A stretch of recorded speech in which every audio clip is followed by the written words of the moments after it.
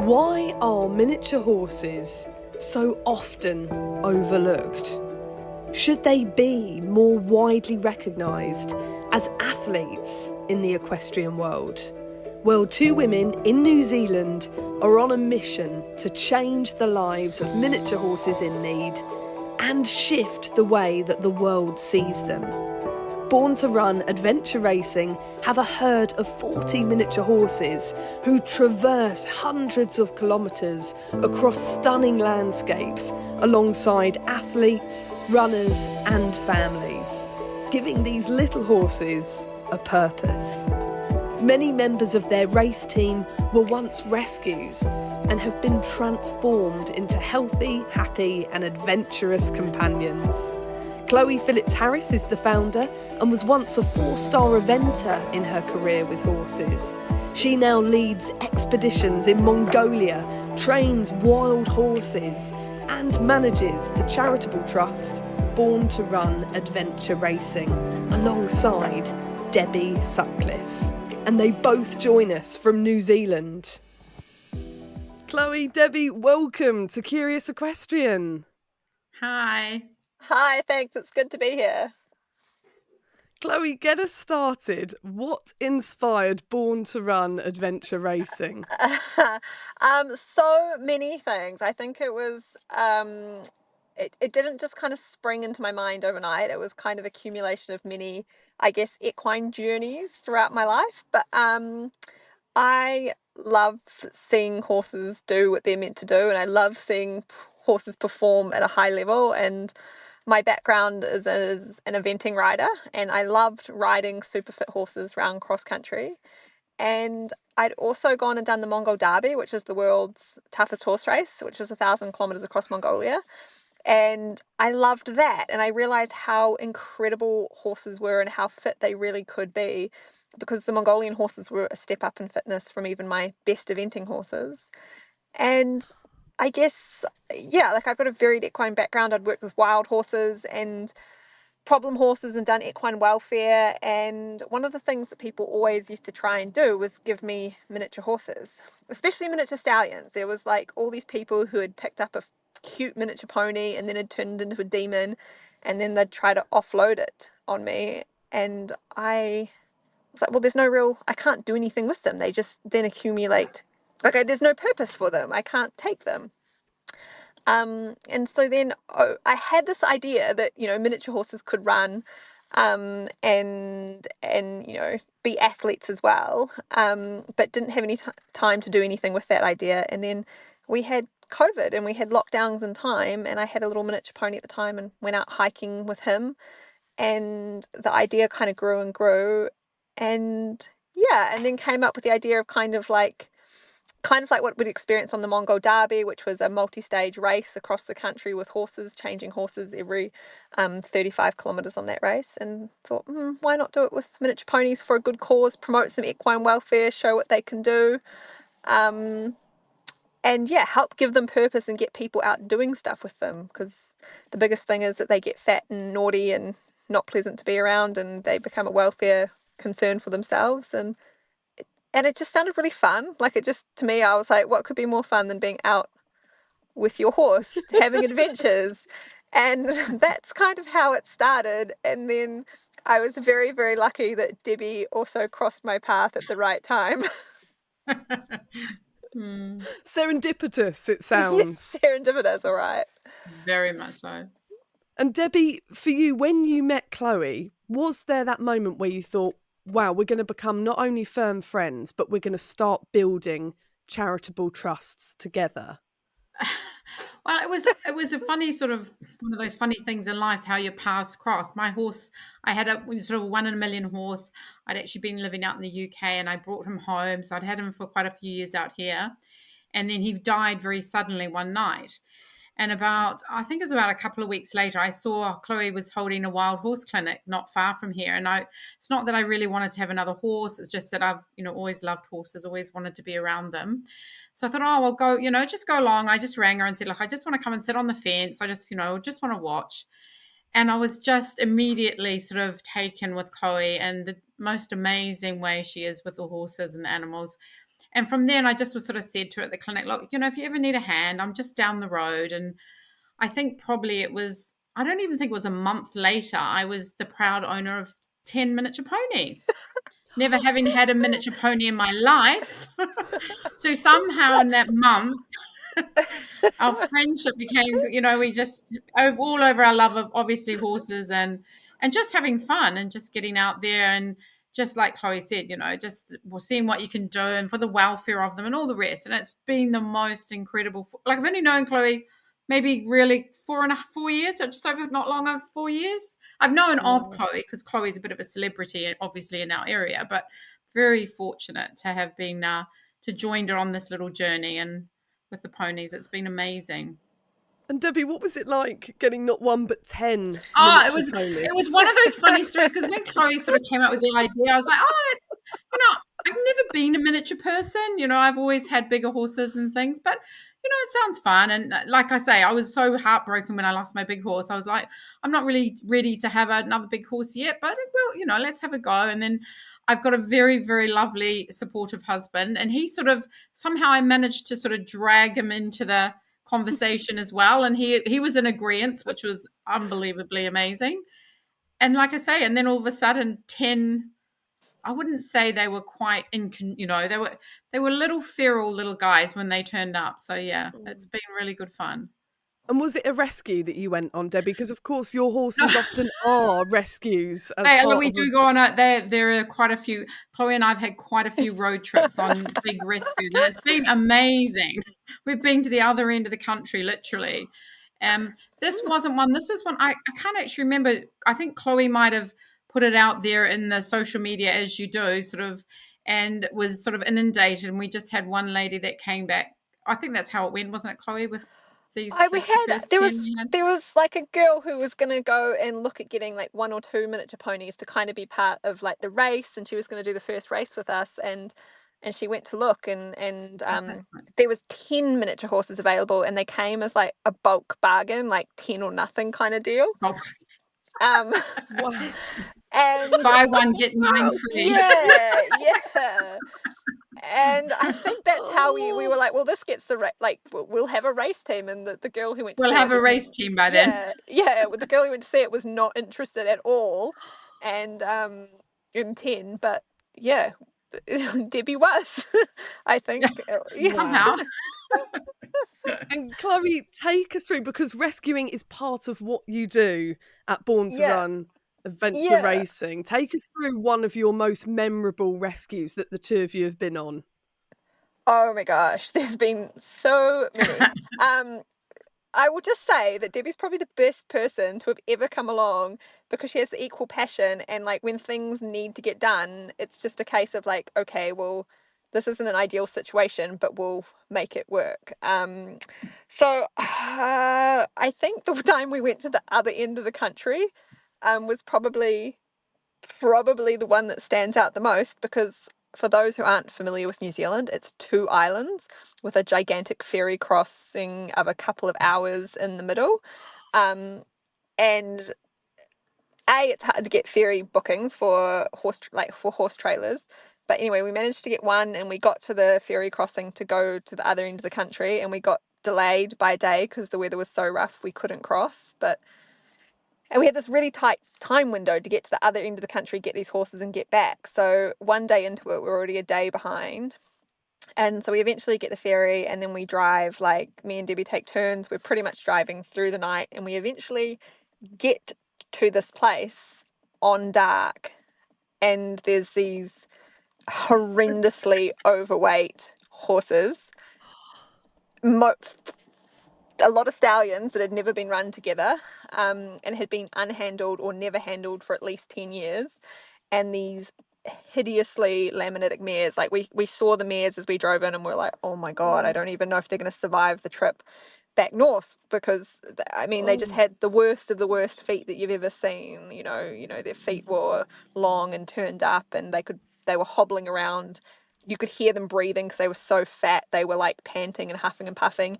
And the stallions were destroying the pens they were in. They were literally like crashing into fences, and they're these, really stout little miniature stallions, and they you know, we drove up and they didn't even acknowledge our presence. They would have just smashed into you because they were so busy trying to fight each other. And so, yeah, then we were at the other end of the country with some very feral horses in not great condition.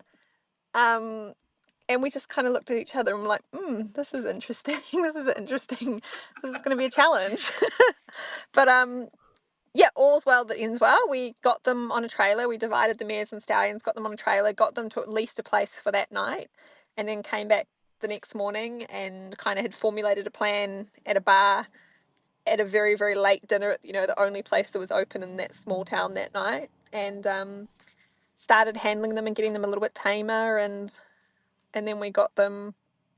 This is a very long story because we got them to a friend's place, and then we realised that the ferry crossings were going to be too bad and we wouldn't be able to get these horses home. And luckily, I had a friend we'd worked in animal welfare in Egypt and India and Fiji together, and she was familiar with stallions and she had facilities. So we had to leave them there, fly home, and then fly back to the other end of the country a couple weeks later and drive these horses home. So yeah, I mean, they were just in horrendous condition. Like they were just so, yeah, it was a lot. I mean, But no yeah, rescue mission of a single horse is easy, is it? no, Let alone of a big group of feral and very poorly mares and yeah, stallions as well. So, yeah, I mean, it's yeah. incredible work you do. How long does it take for you both to rehabilitate these rescues? And how long does it take for them then to become little racing horses?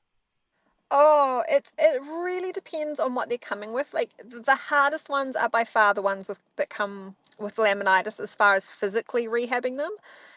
Because it can depend how many times they've had it, how bad it is when we get them, all of that kind of thing.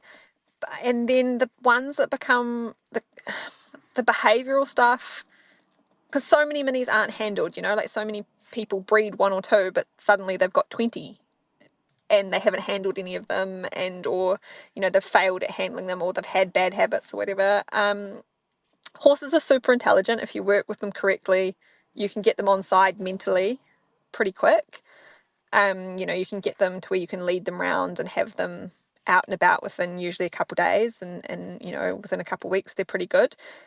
Getting them ready for the public is another Mm. another level, which takes a lot more work. Because obviously, just getting them ready for us so that we can manage them around the barn and around the farm is a far different task to getting them ready so that a marathon runner or someone can come and jog beside them, having had no horse experience before. So some of them, I think we got the first lot in November, and then our first race was in June, wasn't it, Debbie? Can't Yeah, actually remember. June the following Yeah, year. during the following year. So Wow. kind of 6 months. But you They know, were one amazing though, weren't they they? amazing, amazing, amazing. And Mm. yeah, in saying that, we all put in a huge amount of time as well. Like we had one stallion that was incredibly horse aggressive when he came. So horse aggressive that he smashed out of his pen and went and fought a statue of another horse. And I mean, the hours that we all put into him to just get him to the point where he, A, could be safe enough to be handled, to be gelded, and then work through all his horse aggression issues and his behaviour issues to the point where he even could be handled by other people, and then as well as getting fit and then get to the race. Yeah, there's been some really incredible turnarounds in the horses and their behaviour. But yeah, there's no one set formula. It's definitely looking at what they come with physically and mentally, and then what we can do around that to get it better. But you know, like I know Debbie's amazing. Like every evening she's out with a pony at the end of a long day, whichever one it might be that, you know, has just arrived and needs some TLC and some leading up and around the farm just to practice getting it ready for the race. And then there's always a whole bunch at my place that are getting handled or getting started or getting to the point where you can even put a halter on them. And yeah, it's definitely a huge amount of hours and a huge team effort to get them there. And Debbie, when you're out on those dark, long nights, what does that rehabilitation but also getting ready process look like for you and the Well, horses? depends. Like if we're coming, like for now, we're coming up towards our 100K race. So we've got a race coming up in April at Easter. and we generally do it over the Easter period just because it's a few extra days. So the ponies go into, Chloe sort of designed a little strict training program for them all based on her eventing days. So the little ponies, they'll get out, and depending on what, how much time and what sort of the nights are like, because obviously it's still quite light here in the evening, so we're quite lucky. But they'll do either some track work or do some sort of like gymnastic jumping in the round pen, or I'll take them for little farm walks. It really depends. Like most of the little guys I have here, they had a lot of time in the very beginning spent on them, so they're real little pros at their job now. They know the job. They know when they come into training, they get very competitive as well on the track. And it's not so much a case of getting them going, trotting around. It's getting them, stopping them. They're actually get out there and they literally, I just stop, and watch them, and they just zoom around like lunatics. It's really fun to watch. They really, really get into it. And especially ones too that initially didn't really think, they would be able to, walk the race, let alone, trot alongside someone. So it is quite intense build up. Like we do put a lot of hours into it leading up to the race, just to make sure that they're fit enough. And I think that very first race we did in 2021, in June 2021, Chloe and I think we're both amazed. We nearly had tears in our eyes when some of them crossed the line, because we were amazed not only that they finished, but how well, some of them would go out with heartbeats. They'd come in with heartbeats lower than actually what they went out of. They were more sort of nervous of, the start with all the people, as opposed to the actual getting out there and doing the kilometres or the miles. So it was just such an amazing feeling to see. And especially like Chloe was saying, the one little stallion that we had, where he came from and how far he came to get to that first race with us. And it was just so amazing. It was just, you thought he was such an unhappy little pony when he first came, and Chloe spent, many, many hours and time with Opie, and it was just, really so cool to see them finish that very first race. And now they've just, I think each race they go out there and we're like, wow, they're so fit, and they just love it. They get out there and, people turn up, and it's quite funny because people turn up and they look at the little pony and they go, really, can they really do that far? And yet at the end of it, they're like, wow, these little guys are super little athletes, and they are. It's been amazing. Well, I'm so excited to be talking to you both today, not only because it's exciting to share your story and your journey with our equestrian community here at Curious Equestrian, but also because I have two little miniature horses and truly, truly know the magic of them. 10 years ago, me and my mum rescued a little American miniature foal. He was. Wow. He was only about 6 months old. He was going to be shot, believe it or not, just because he was at a competition yard. They wanted the stable space. He hadn't made the confirmation, and so they wanted rid of him. And I got a call sort of late in the night saying, Anna, you saw when I was riding a horse at the yard, oh, you saw that little horse, that little tiny, tiny miniature. Well, the yard owner, has decided against him. If you want him, come and rescue him this weekend, because it's going to be game over on Monday, which was unbelievable, how he could be in that situation. But the joy that he has brought to my mum and my life, he has got us through all kinds of difficult situations in our life, but also just brought the joy and the excitement. He loves to go out walking and trekking in the countryside. He loves the excitement. He loves to jump. He is full of passion and personality. And yet people will look over the fence at me and my mum and kind of size us up and go, what are you doing with a miniature horse? Why? What do you do with it? Like, just as Chloe described at the beginning, and I so connect with your mission, because if you were UK based, if you were in England, I would be there lining up with Diesel, our little American miniature. He is strong, he is feisty, he's fierce, and he would almost snap my arm off to do what you guys do with miniatures.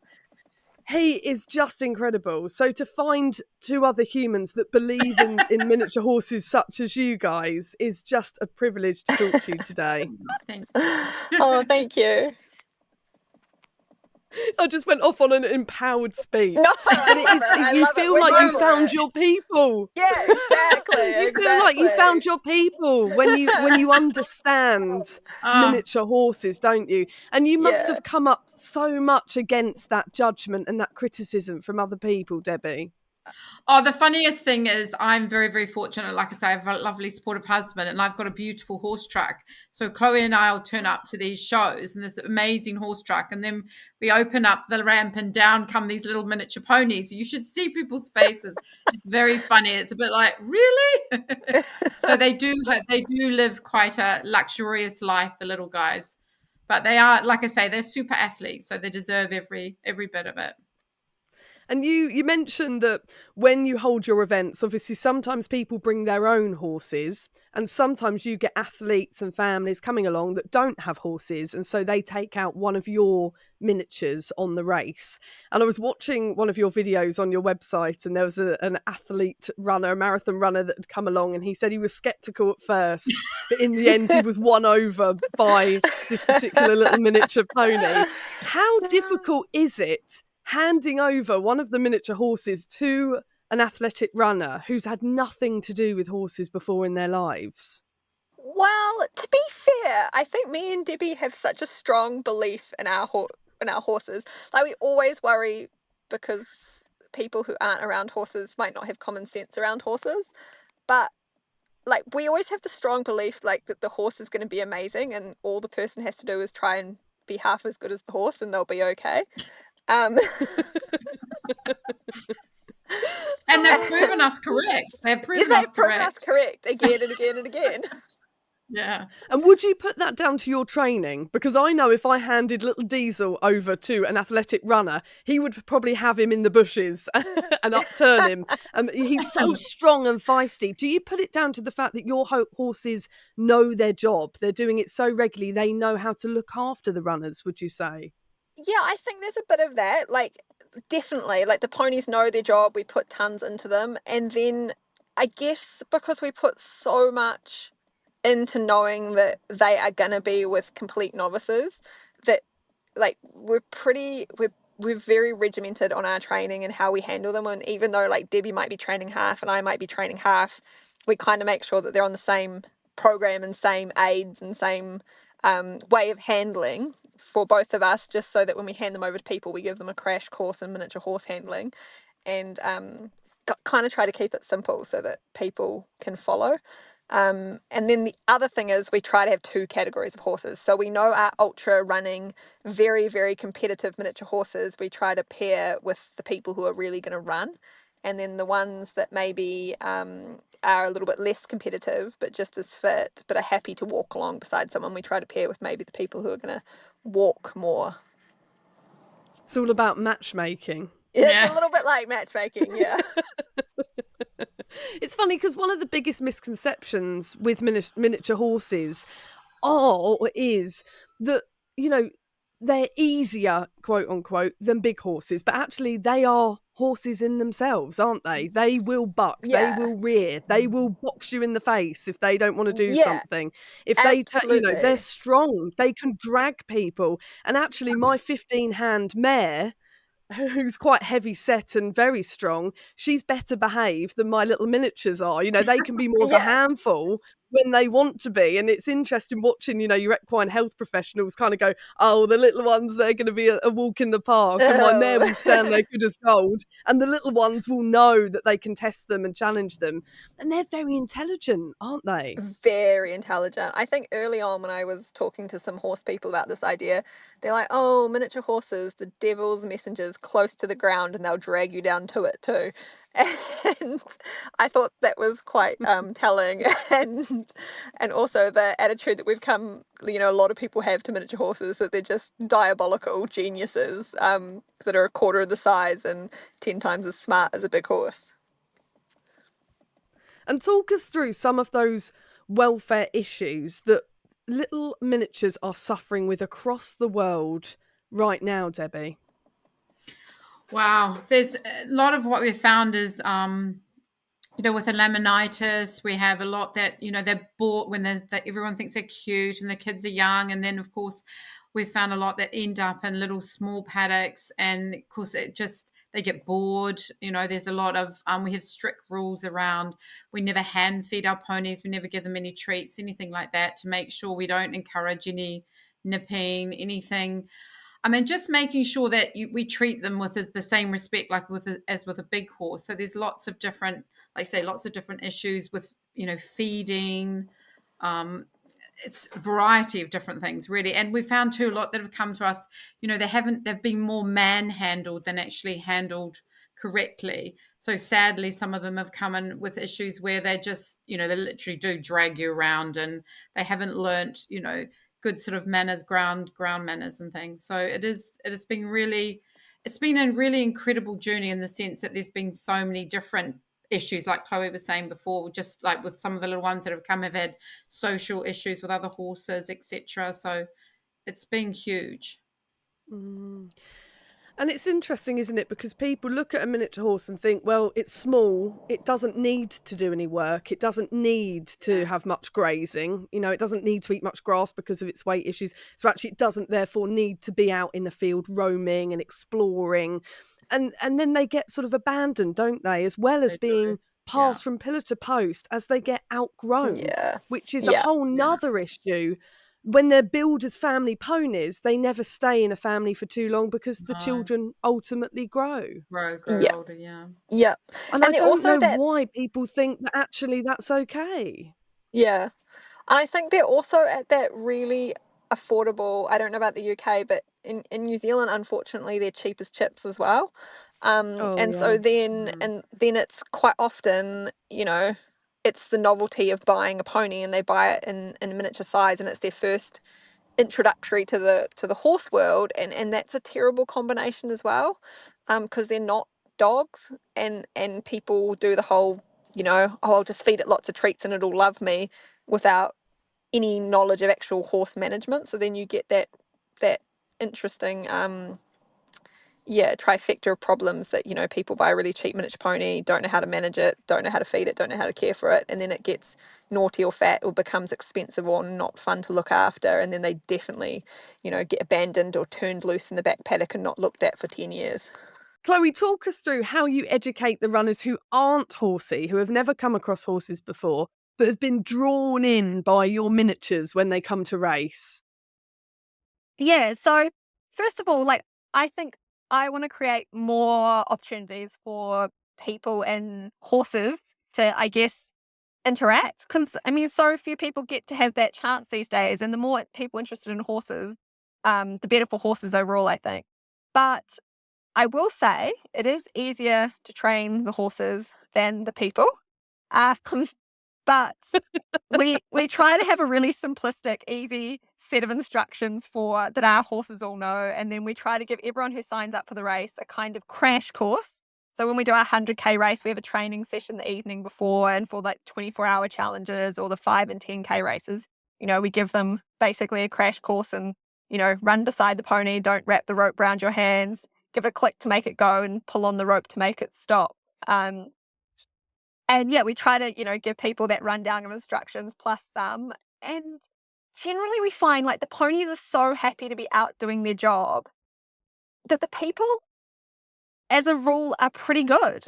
And they usually come back absolutely loving the ponies and can't believe how much fun they are and can't believe how much the ponies are enjoying it. And one of the most interesting things, especially for the 100K race, is how many people are like, oh, I can't do 100, but I'll sign up and maybe I'll just do the first day or two, or, they just think, they kind of come thinking they can't do it either, but they get so carried away because the pony's having fun and they're having fun and they're having this great adventure with this cute animal, and they do the whole 100, and, they might get a few blisters, but the pony's bouncing along and so eager to get, out there and get going that they just keep going, and the enthusiasm is contagious. And I think even people who have their own miniature horses kind of think, oh, well, I'll just go along and see what I can do. And the same thing, suddenly their horse is out there having fun, and so they do more and more, and then they're inspired to do more and more with their miniature horse. So we've had a couple people come to every single one of our races pretty much now with their own minis. And I think, long term, I think if we can create events that people can just come to, and we do the hard work of the logistics and the access to beautiful locations and the route planning, and people can just be inspired to bring their own horse and get out there and have fun, I think that's the best thing for the horses and equine welfare overall. And Debbie, earlier on you mentioned your little unhappy, or one of your little unhappy stallions. What did it take to train him and to work with him and to soothe him from him being a very aggressive and unhappy little man to them being able to compete in races? What did it take to make him whole and happy again? Well, that's probably the best question for Chloe, because he was our very first little Opie, and a very good friend of Chloe's is a vet, and she came across him, and he'd been tied to a tree for many, many years, and so he was sort of our little first introduction before my 10 arrived. He had the he was so Chloe's probably the best one to answer that question, because she spent many, many, many, many, many hours with him. And a lot of time. There's a beautiful, I think it's actually on YouTube, a beautiful clip of the hours and hours she spent with him, from sort of bringing him through from this very, very obese, unhappy little guy that really didn't even see us. He was so aggressive and so, like I say, it was just such a sad to witness, such a really unhappy little pony. And he didn't know whether he wanted to eat you, kick you, and any other horse or anything around. It was just awful to witness. And Chloe spent hours and hours and hours and hours with him, because, like I say, he came to hers first. And then gradually, I think, I'm not actually sure. So, like I say, Chloe's probably the best to answer all the detail exactly on what happened to him. But, towards now, if you saw him, you just would not realize that it was the same little pony. He's just so happy. He lives in a beautiful little herd at Chloe's. He's always there, out there looking like he's having so much fun and never a problem. Whereas, like I say, when he first arrived, he didn't know what to do with himself. And it was so, so sad to witness, this poor little pony. And there must be many, many like that out there. Chloe, what was that transformation like for Opie, the little stallion? Yeah, I think, probably lucky for me, I've done so much with that horse behavior and wild horses, and I know what normal horse behavior can and should look like. And I knew Opie's was very much a case of isolation, and then the added worry and stress of being a stallion, and he just didn't know. He knew he was angry, and he knew he had all these hormones rushing through his body telling him something, but he didn't know what to do with them. So no exaggeration, it would have been hundreds of hours. Like, I think of all the training I've put into horses, and Opie has probably had more training and more time put into him to rehabilitate him than any other horse I've ever worked with, miniature or full size. And so first it was just trying to get a safe behavior like around us. And then once we got safe behavior around us, then we tried to get safe behavior and calm behavior around other horses. And it just took lots and lots of constant repetition, and every time we're handling him, being focused on those goals. And then I guess the other thing that people don't realize is for, Opie's an extreme case, but it's not like he could even cope in the paddock. There was one night in particular, he got so stressed. We'd taken him for a training walk, and he'd just gotten like a little bit worked up. And when we came home, he was so manically stressed that he ran for almost 24 hours straight. And I had to actually go out in the paddock and get him at 4 a.m. in the morning and just hold him still and until he stopped panicking. And then he just kind of slowly started breathing again and started shaking but it took me physically going out there and stopping him for him to be able to stop himself and breathe and calm himself. He couldn't find calm on his own. So we did lots and lots of just helping him find a place where he could be calm. Um, yeah, so some of them are really, really big jobs for really, really small horses. But I mean, we've had so many since. Debbie's got one up at her place at the moment that didn't come with that much of an extreme issue, much milder case than that. But, he showed aggression towards you every time you stepped in a pen with him. And this is not normal behavior. I think sometimes people normalize these cute, a little aggressive things, but it's not normal, and it shouldn't be normal. It's stress in the horse. They're not happy being like that. Um, and yeah, we've had many since, but yeah, real focus on helping them find calm and then helping them find calm around other horses, and just making it that, you know, whenever they're around us and around other horses, it's a place to be relaxed, not a place to be really stressed. And the stallions are the worst because, you know, people get them cheap. It usually costs more to castrate them than it does to buy them, so people don't castrate them. And then they do get naughty behaviours because they're usually not exercising, they're not got a great management plan, and they're not usually getting great handling. So you know, like, I can't even remember. I think we've done like 12 stallions in the last year, I would say, Debbie. And do you Like, keep them as stallions? Do they stay as no, stallions? no. So we castrate them all because obviously miniature horse breeding, you know, there's not a short supply of miniature horses. There's too many. So no, we work them all, get them nice and calm, and then castrate them, and then continue their training, and then they all get to the races eventually and get to go and have fun and be social and have fun lives and be fit little athletes. But yeah, I mean, yeah, there's a lot You're of so them out there. right. You're so right about their reputation because Yeah, excuse my swearing, but there is a reputation I hear all the time in person and on the internet, and people call Shetlands Shitlands. Oh, yes, that little yeah, Shetland. And then that reputation of them being bitey, kicky, reary, naughty, antisocial creatures becomes normalised, doesn't it? And yeah, everyone thinks, absolutely. oh, that's what they're like. That's what you should expect. And, you know, they're held at arm's length. They're then not treated properly. They're not Yeah, trained properly. And, yeah, you know, when we have vets and we have farriers come out to ours, they're always like, oh, they're so well behaved little boys, you know, oh, they, you know, yeah, they stand for their feet to be done. They have the, you know, the dentist, and they're almost shocked that they're not trying, you know, to nip their ankles or yes, not trying to, you know, yes, they'll challenge them and they'll put them to the test. And if they're a bit, you know, if someone thinks they're an easy, an easy sort of ride, if you like, they will certainly give them a run for their money, but they're never nasty or antisocial. And I hate it, and you hear it in the show realms as well, don't you? You know, you yeah, hear of these little miniature stallions coming off the lorry and they're rearing and they're unhappy and they're trying to yeah, communicate something and they are just being ignored. Chloe and Debbie, yeah. I'll ask this both to you. How do you think we change the reputation of the miniature horse? And how do you think we move forwards so that they're not seen as these naughty, bitey, you know, antisocial little creatures?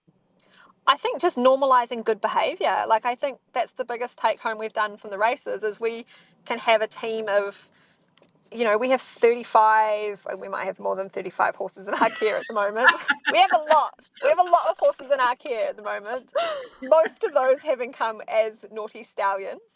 And they are all beautifully behaved, calm, lovely horses to be around that don't bite the hands off small children or pin you up in a corner and try to boot you or front foot you, and they're not screaming. So I think normalizing good behavior. And I also think, like, I'm very passionate about this, but like, horses are amazing athletes, incredible athletes. You know, we've got the most unathletic little pony, and when we did our 24-hour race, he did 88 kilometres in 24 hours and his heart rate never went above, I think, 52 or 56, like extremely low for a pony that is running that distance.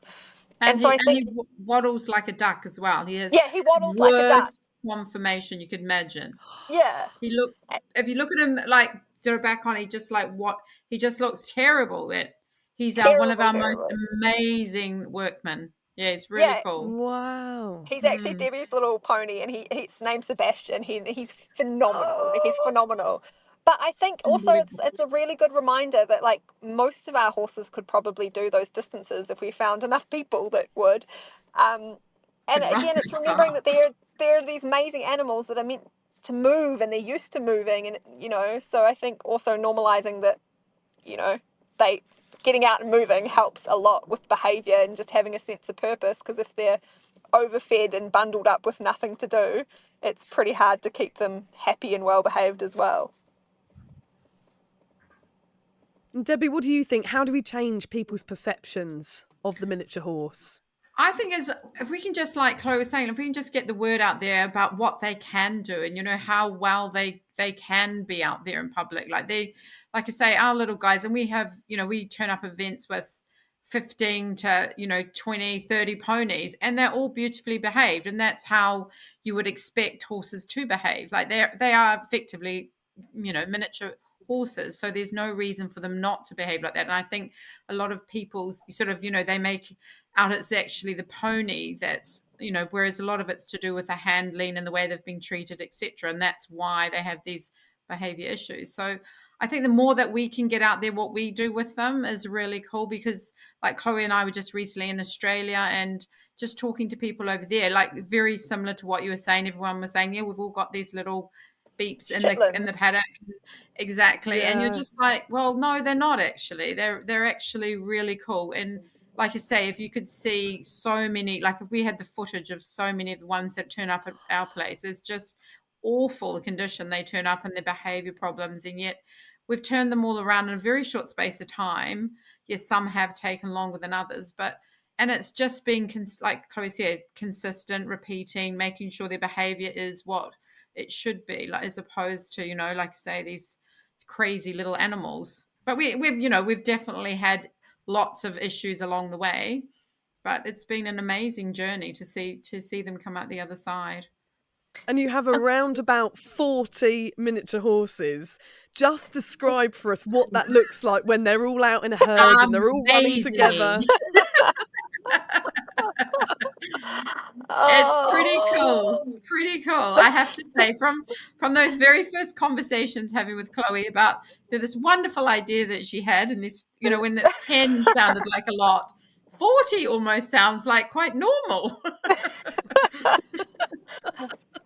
Wow, and you both have to make time to train and work with and get fit. 40 little personalities, because that's what they're like. What is it like watching them? I bet you lose hours, don't you, just observing them all in the herd, which is how they're supposed to be. And yeah, it's wonderful. Very special. It's very special magic. to spend the summer evenings with them. You go out there and just spend a little bit of time with them in the evenings, and they all come over and everyone wants to come and say hi, and it's just lovely. They're just really just sweet little guys and girls. And tell us, what makes them, both of you, such terrific athletes, covering such huge distances in your races? Well, I mean, I always just thought that horses are amazing and can do way more than we ever give them credit for, no matter their size. I also am a big believer that it's not bad for people to get out of their comfort zone and maybe suffer a little bit. And I also think if you're gonna do something, like don't do it half-assed. So like, we're not gonna do a measly 10K race. Like 100 just sounded awesome. So yeah, it's I don't think I could even do 10K, Chloe. You put me to shame. No, nonsense. See, everyone tells us this. I could just about jog a 5K. About. You've just got to put it in context. So, 25 kilometres a day is only 5 hours walking at the average human walk. So it's totally doable.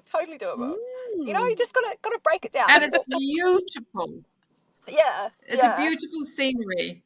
Oh, yeah. And also joined with an equine companion, I can imagine it makes it all the more bearable for the likes of me, who who does find the struggle to motivate myself to actually run. If you put a horse next to me, then that would be extra motivation. Just as going out trekking with my miniatures, I do love a walk, but if we're heading out for 4 hours trekking with the miniatures, you do observe the scenery more. You are immersed in nature more. You feel more in tune, don't you, with the countryside around you. And it really does sort of bring you into the moment. Why do you think, Chloe and Debbie, horses do make us more mindful and sort of connect us to the world around us as we explore and as we walk or run? I think, to be fair, I am also not someone who would ever go out and jog for fun. Like, for me, the joy is getting out with an animal, and I think it does make you more observant of the world around you. And I think also that camaraderie and feeling like you're on a journey together, and because they're buzzing and having fun and sniffing the grass and getting all into it, I think it's that It's that thing, like suddenly you get that secondhand enjoyment. It's like how people love going to the dog park and watching their dogs play, right? Like it's that secondhand enjoyment and feeling like you're something bigger or part of something bigger than just dragging yourself off the sofa, so to speak. And I think like we've always been part of nature, and we kind of don't have that as much ability today to be part of it. So I think going out with the animal lets you feel like you're part of the natural world again in this fun, joyful way. And Debbie, you said how beautiful it is. Just describe for us all over the world that aren't connected to New Zealand, describe the terrain for us and what these adventures are like. So the one that we do over Easter for the 100K, we're very fortunate. We go up to the very top of New Zealand, and it's out on the West Coast beach. So there's a beautiful lodge out there that we stay for the 4 days. And over those 4 days, we get access to the local forestry and farmlands, and also the beach. There's a beach there that's called 90 Mile Beach. So the whole event, each day you cover 25 kilometres. So you go through tracks in the forestry, out you go out on the beach, like I say, on the farmlands, etc. It's absolutely stunning. Like every time Chloe and I go up there, we go up there for different missions, not just for the miniature ponies, but also for the wild horses. And you also do get to see some wild horses along the journey as well.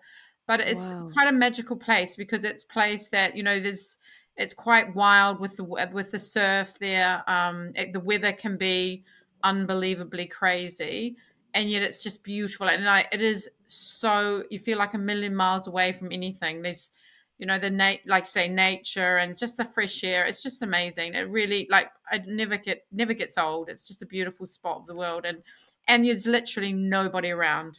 There's just normally us, all our little miniature ponies, and it's really stunning. It's just such a stunning venue. What can you remember a moment that really took your breath away when you were out in the landscape with the miniature horses? Is there a moment you can kind of pinpoint for us? I think it's out amongst the sand dunes with your little pony, and then you come across a herd of wild horses, and you see the beautiful horses out there, and it's very magical. And they just stand there and watch us go by, and it's really lovely. And you just think, wow, there you are, right out in the middle of nowhere with these wild horses, and they're not worried. You see domestic horses sometimes when they see little miniature ponies, they literally, they look at like them, an don't alien they? arrived. Whereas, you have this amazing, majestic wild stallion standing there, just watching us. They just admire us. They're never threatening or any, and it's just, there's nothing compares to it in the world. It's just a beautiful feeling. Do they interact, the miniature horses and the wild horses? Do they ever talk or call out, or do they interact? The miniature horses we talk have to them had the one whole a couple time. of times. Yeah, We have had one little so, Vinny try to go and join them once. But no. Chloe, what were you going to say? Oh no, the miniatures, they call out to the wild horses all the time. They're like, yeah, guys, we're here. Come on, come over. And then as Debbie was saying, we had this old white gelding, little miniature, really, really fat, and he had a girlfriend called Bella, who was a little grey miniature pony. And so we were up Vinny and Bella. Yeah, Vinny and Bella.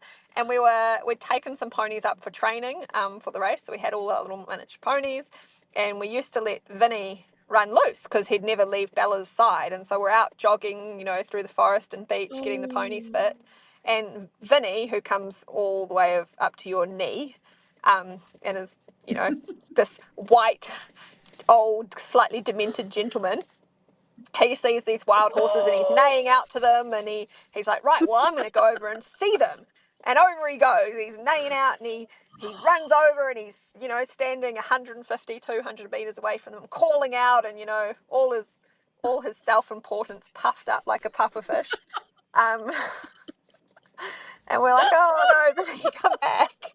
And this black stallion, the most iconic looking stallion, is like, hang on a minute, what's going on over here? And he comes out of the sand dunes and starts trotting over towards Vinny. And you can just see Vinny be like, oh no, that horse looked a lot smaller in the distance. Oh no, it's getting closer and it's getting bigger. And the stallion probably got within, I don't know, 25 metres of Vinny, and Vinny was like, nah, nah, that's too big. And he came galloping back to us and never left our side again. Oh. Mm. I love the personality of the miniature horses, and much Yeah, like, you know, your little chihuahuas and your yeah, Pomeranians that are absolutely. full of it, Yeah, so are the miniature horses, aren't they? They are full of absolutely. character and charisma that is just so Absolutely. addictive to watch Yeah. them in all these different scenarios. You must have a great level of trust as well in those moments when you are covering great distances, terrain, you know, sand dunes, wild horses. You must have to trust the bond and the relationship you've built with these animals.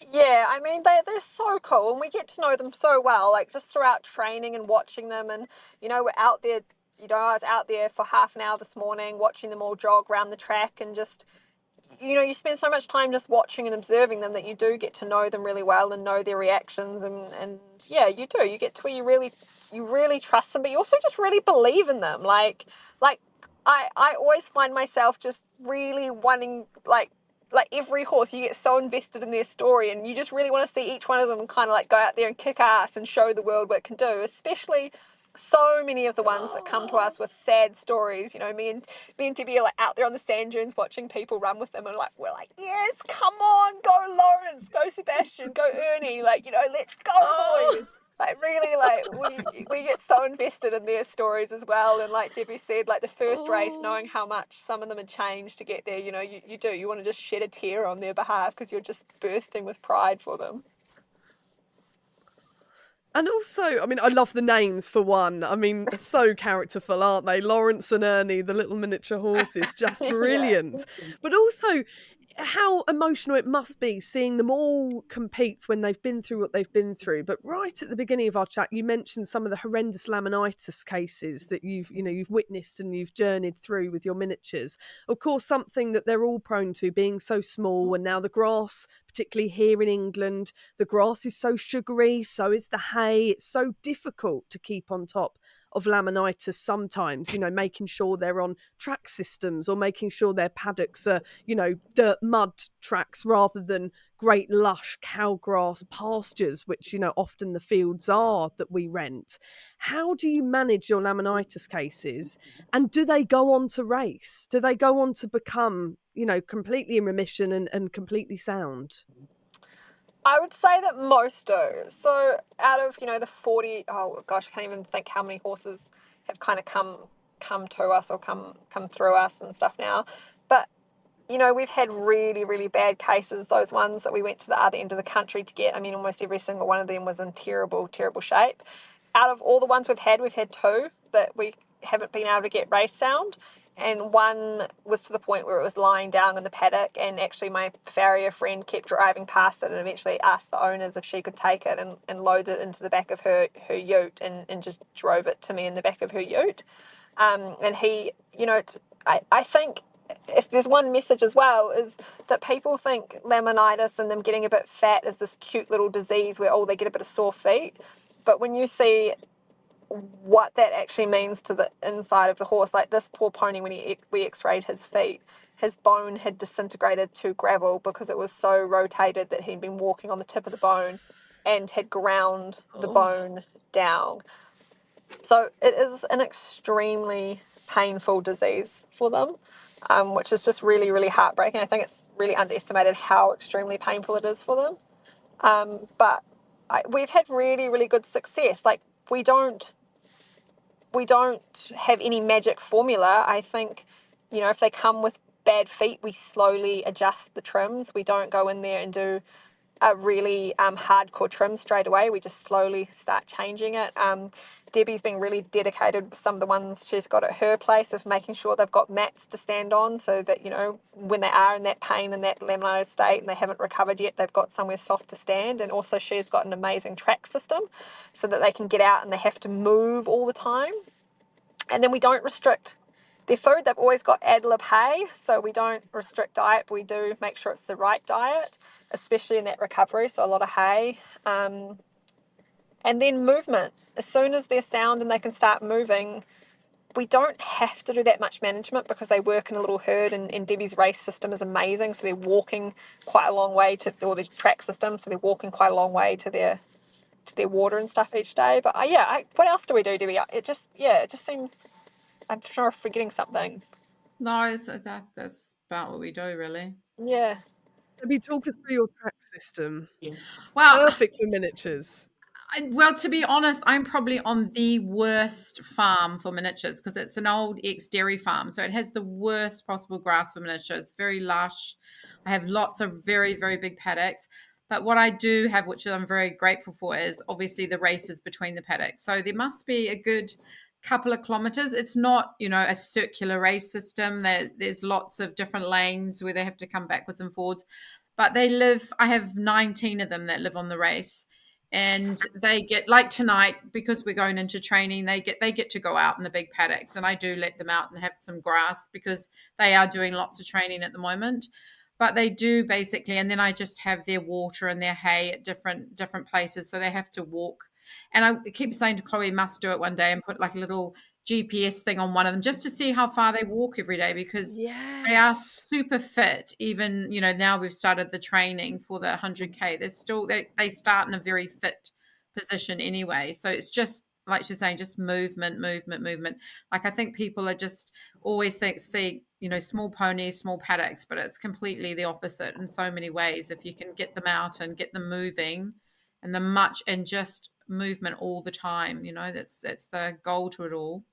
And getting their heart rate up as well seems to be something that's worked well for us. Like we give them a good run, whether that's on a lunge or in a round pen, or if you can electric tape yourself off a pen at least once a week, really getting their heart rate up. Like we do interval training, and so they really get blowing, and that seems to be something that's worked really, really well for us.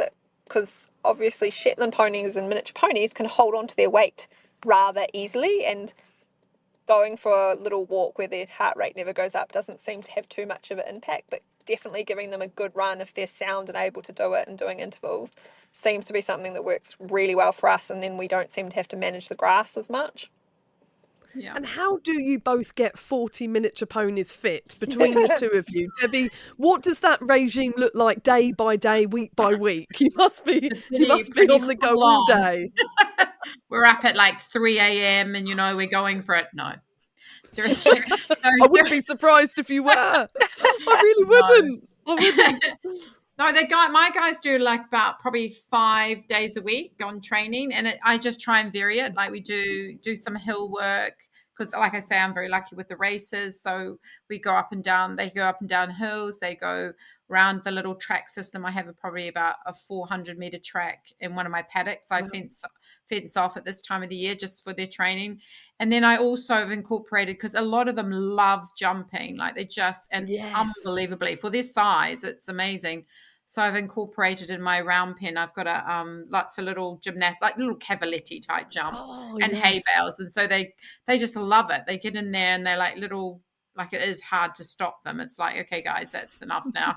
But they do. And like Chloe's saying, and just getting that heart rate really going. I've got probably about 3 or 4 American Shetland little guys here with me, and they are super fit, but they carry their weight. They really do carry their weight. So we also put little backpacks on them, like little saddlebags on them. So they carry some little weights. And in the race, they carry little saddlebags as well. And we just restrict how much can be carried in the little saddlebags. But they carry those as well, just to help with that, moving that weight, because they can, some of them, they all have the same regime, but like us humans, some of them carry a little bit more around the middle than others. So it's just making sure they're all in that, good tip top shape. But yeah, basically they're on a pretty full on regime at the moment, keeping them all going. And then at the weekends, they get a lot of individual time. So I take them individually out for walks, and any of the ones, like Chloe was saying, the new guys on the team that just need that extra bit of, just a bit of one-on-one time. Whereas most of my team, to be honest, here, they're pretty old hands at it all now. So they just need a little, come on, guys, we're working now. It's not all fun. So a little G on. Yeah, so come on, guys, come on. This is real serious now. When I say quick, we're off. Before you both go, just sum up for me, if you can, the magic of miniatures for you? Because of course all equines, all horses are beautiful and ground us, and there is such a special connection between human and horse. But for you, starting with Chloe, what is so magical about the miniature? Oh, I just think they're like everything amazing about horses, but into like a pocket-sized package. And they've got such courage and such heart and such determination and just such funny personalities. Like they're just like just all the shenanigans they get up to within their little groups. And yeah, I just wish people could see how much courage they have as well. Like they're just unstoppable little machines, and when they get out there and they just want to keep going, it's just the most beautiful thing to watch. Like I just love seeing them out there on the beach or wherever they're doing their events, and they just look so happy. And I think they give people a connection with horses that they'd never have otherwise, which I think is really, really special. Like they are, they're public size. Like you can get the public to interact with them, and I think that's really a cool part of it. But yeah, I don't know. You can't summarize. There's so many things. Just miniatures are awesome. Debbie, what about you? Yeah, I think for me, like I sort of grew up in I don't know if you know that the Thelwells, the Thelwell cartoons. Yes, So I grew up with yes. that, and just, I think the little guys for me epitomize all of that. Like they just have such character, such personality, and but they bring so much to the table. They bring this heart of gold. They just are amazing little companions, and they really do become like the dogs. They just become such faithful little friends. So many of them, like I say, they've been with us for a very, very short time, but they just become, lifetime friends. I couldn't ever imagine getting rid of any of them. So goodness knows how many I'll have in a few more years' time. But they are just unbelievably just loyal little buddies. They just give it everything for us. And I never thought I'd be a miniature pony person, I have to say. Never in a million years. But here I am. And they're very special. Very, very special. Thank you both so much for coming on and sharing your adventures with us. It's been so much fun, and I'm so inspired, and I so wish that you had a branch in England that I could join with my miniatures. Virtually. You can join us virtually. We do virtual events all around the world, and we have lots of people from the UK join us and from Sweden and the States. So each year we run a couple of months of the year. We run normally around the autumn and springtime, around the laminitic time. We run our virtual events around the world, so you can join up, and then you from a whole month you get out there with your little miniature and send us lots of photos. It's really, really cool. How do we join you? Where do we find the details, Debbie? So what I'll do is the details pop up on our website or on our Facebook site. And just keep an eye out. And depending, we'll probably run another one quite soon, actually, because it's coming into our autumn or spring. Our last one was last October last year. And so we just run them from time to time. And it's really cool. We've got I think we had about 50 or 60 people on it last time. So it was really good. And you may be wondering where Chloe is heading off to next. Chloe, can you give us a little insight into your next expedition around the world that you're jetting off to at the moment? Oh, Wait for it. That's a funny story, isn't it? I'm actually just on my way to the airport to fly to Australia. I'm going to go teach an eventing clinic for a few days, and then I'm actually off to tame some wild horses and some wild camels. So we're going to do some camel catching and taming. Yeah. Yeah, like Wild horses, miniature horses, and camels as well. Look, if you think I like miniature horses, I really, really love camels. They are the other unsung heroes in my life. So yeah, that's what we're off to do. You've got to tell us very quickly, Chloe, how does your knowledge of horses then help with taming and training camels? This is also the really good question, because I've done a lot with camels, a lot. Like I've, many thousands of kilometers ridden on camels, but I have yet to tame a wild camel. I've been wanting to do this for 10 years. So I'll get back to you on how that transfers. We'll have to check back in with you later on in the year to see what you've learned and achieved with camels. Absolutely. I'm sure it's going to be a steep learning curve. Chloe, Debbie, thank you so much for joining us here on Curious Equestrian. For those who want to find you and follow you, what are the details? You can go Born to Run Adventures on Born to Run Adventure Racing on Instagram and Facebook, and borntorunadventureracing.com for the website. Thank you so much for staying up so late into the night to work out the time difference and to chat with me. Pleasure. Thank you for having us. Thank you so much for listening to and watching Curious Equestrian. If you enjoyed this episode, please don't forget to subscribe to us on YouTube so that you don't miss an episode and all that's coming your way, or you can subscribe to us on whatever podcast platform you listen. If you could leave us a review on Apple Podcasts, that would really help us to find lots more lovely listeners. And you can also follow us on Instagram at Curious Equestrian Podcast. We'll see you next time.